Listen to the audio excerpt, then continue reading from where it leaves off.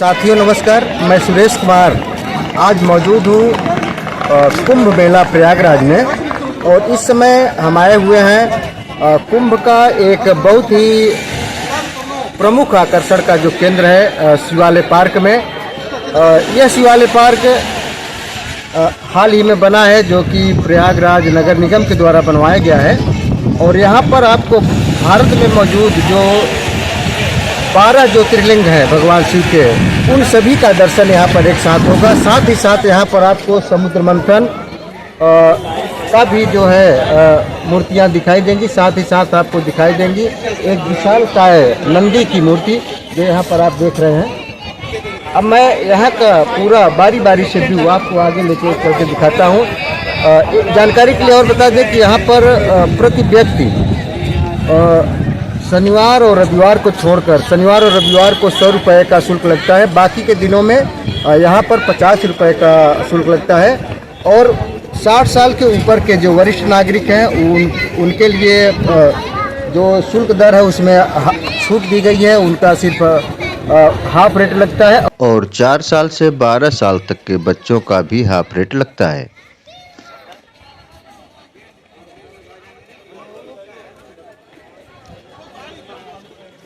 साथियों, जानकारी के लिए बता दें कि यह शिवालय पार्क प्रयागराज जनपद के नैनी के अरैल घाट के समीप बनाया गया है।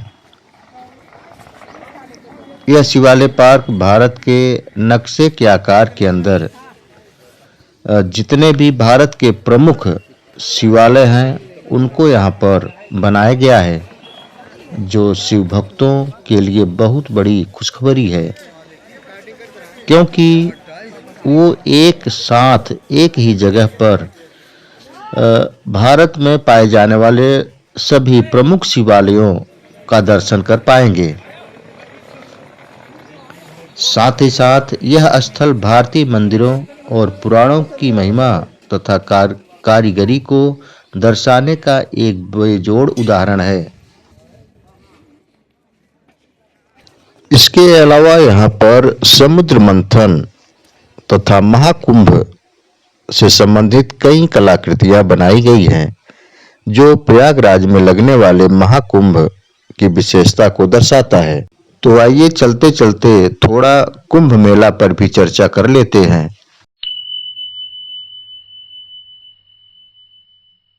कुंभ मेला धरती पर होने वाला सबसे बड़ा धार्मिक आयोजन है, जिसमें देश विदेश के करोड़ों श्रद्धालु भाग लेते हैं। यह भारत की 4 पवित्र नदियों के तट पर आयोजित होता है। पूर्व दिशा में गंगा, यमुना और अदृश्य सरस्वती के संगम तट प्रयागराज में, पश्चिम में क्षिप्रा नदी के तट पर उज्जैन में, उत्तर में गंगा नदी के तट पर हरिद्वार में और दक्षिण में गोदावरी नदी के तट पर नासिक में।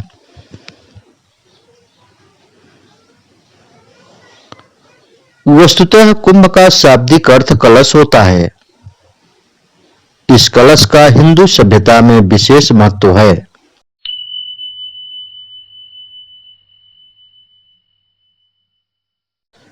साथियों, कुंभ मेले का शुभारंभ कब और किसने किया, इतिहास के आधुनिक ग्रंथों में इसकी कोई प्रामाणिक जानकारी उपलब्ध नहीं है। कुंभ से संबंधित सबसे प्राचीन दस्तावेज 6वीं शताब्दी के ह्वेनसांग के विवरण में मिलता है। ह्वेनसांग लिखते हैं, प्रत्येक 6 वर्षों में प्रयाग में गंगा नदी के तट पर बड़ी संख्या में लोग एकत्रित होते थे। इस समय राजा हर्षवर्धन अपना सब कुछ दान कर देते थे और सिर्फ पहने हुए वस्त्रों के साथ अपने महल को चले जाते थे।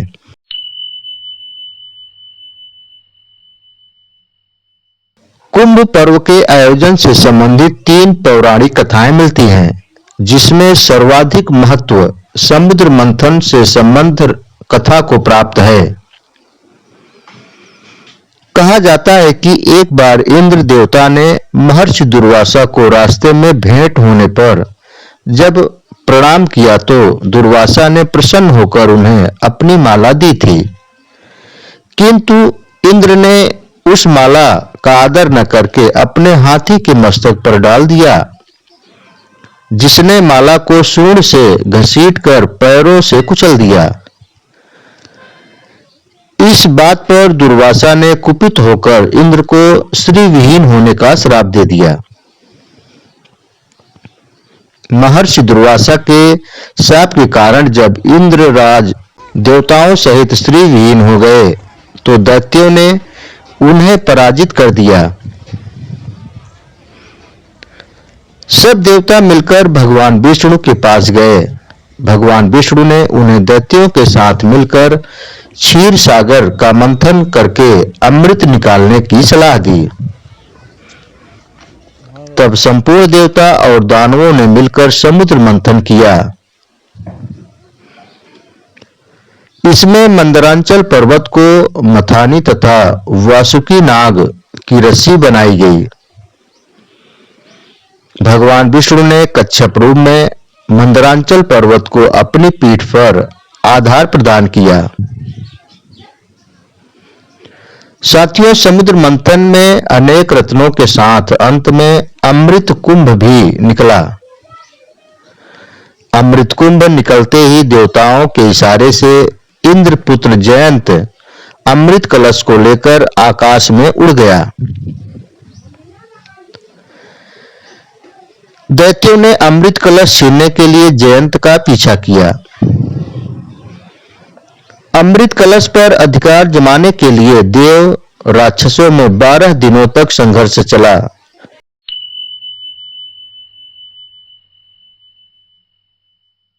साथियों, 12 दिनों के इस संघर्ष में जयंत द्वारा अमृत कलश को 12 स्थानों पर रखा गया, जिससे अमृत की कुछ बूंदें छलकी। कहते हैं कि उन्हीं स्थानों पर ग्रहों के उन्हीं संयोग पर कुंभ पर्व मनाया जाता है। चूंकि देवताओं के 12 दिन मनुष्यों के 12 वर्ष के तुल्य होते हैं, अतः कुंभ भी 12 होते हैं। उनमें से 4 कुंभ पृथ्वी पर और शेष 8 देवलोक में होते हैं। साथियों, ये स्ट्रक्चर जो आप देख रहे हैं, ये स्ट्रक्चर हालांकि लोहे से बनाया गया है पूरी तरह से, लेकिन यह मध्य प्रदेश का जो उज्जैन नगरी है और उज्जैन नगर का जो महाकालेश्वर मंदिर है, यह उसकी प्रतिमूर्ति बनाई गई है यहाँ पर। तो इसी तरीके से कुल मिला के यहाँ पर भारत में मौजूद जो 12 ज्योतिर्लिंग हैं, प्रसिद्ध ज्योतिर्लिंगों में उन सब का एक साथ दर्शन यहाँ पर आपको देखने को मिलेगा।